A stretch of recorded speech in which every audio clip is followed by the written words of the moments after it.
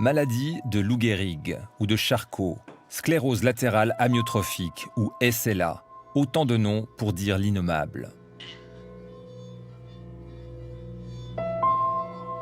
Imaginez que vous êtes une marionnette et qu'un jour, une main invisible sectionne les fils qui vous permettent de vous mouvoir. La SLA, c'est ça.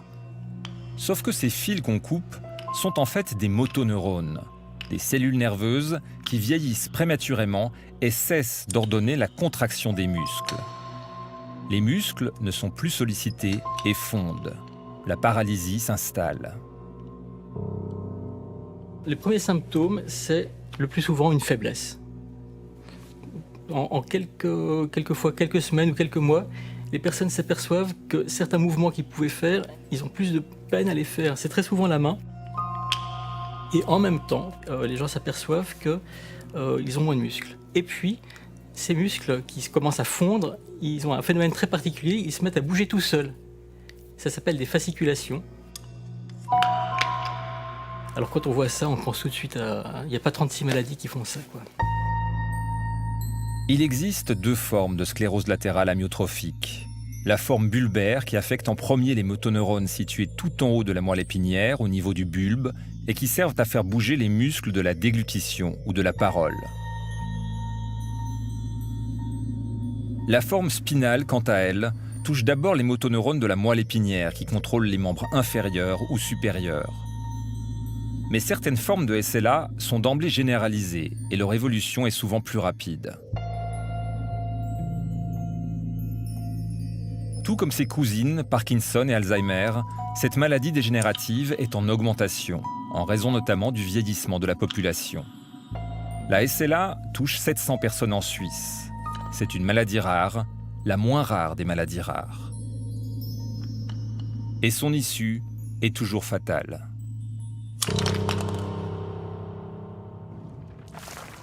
Été 2014, la SLA est révélée au grand public grâce au Ice Bucket Challenge, une campagne virale sur le net qui vise à médiatiser cette maladie et à récolter des fonds.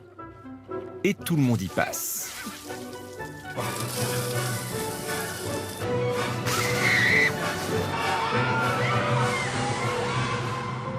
Mais c'est l'astrophysicien Stephen Hawking qui a le plus attiré l'attention sur cette maladie.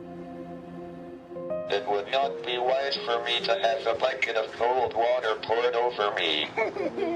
But my children, gallantly volunteered to take the challenge for me. 2, 3, go William!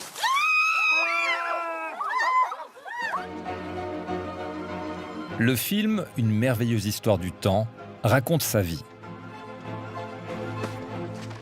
Ça s'appelle la sclérose latérale amyotrophique. Je regrette de devoir vous dire que l'espérance de vie est de 2 ans. Il n'existe aucun traitement. Le cerveau est affecté. Le cerveau n'est pas concerné. Vous continuerez à réfléchir. C'est juste que... Au bout du compte, vous ne pourrez plus rien partager.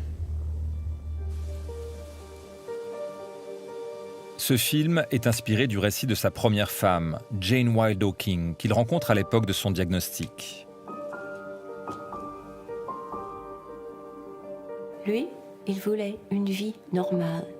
De manière que, par exemple, quand il était une question de marcher avec une canne, il n'en voulait pas. Il préférait marcher sur mon bras. Alors, c'était une question de prendre un fauteuil roulant. Il n'en voulait pas. Il ne voulait pas admettre que la maladie a avancé. Stephen Hawking poursuit ses travaux en dépit de l'avancée de sa maladie, jusqu'à ce jour de 1985. Oui, il est parti à Genève, à Cerne, et là-bas, il est tombé malade, très très malade. Il avait dû rentrer dans l'hôpital cantonal, et il est tombé dans un coma, et on m'a dit alors, il va mourir. Stephen ne mourra pas, il sortira du coma, mais il subira une trachéotomie pour pouvoir respirer, perdant ainsi l'usage de la parole. Where did we come from, and how did it all begin? Il vivra finalement plus de 50 ans avec sa maladie, ce qui fait de lui le meilleur et le pire ambassadeur de la SLA. Car sa longévité est une exception. L'espérance de vie d'un malade est en moyenne aujourd'hui de 3 à 5 ans.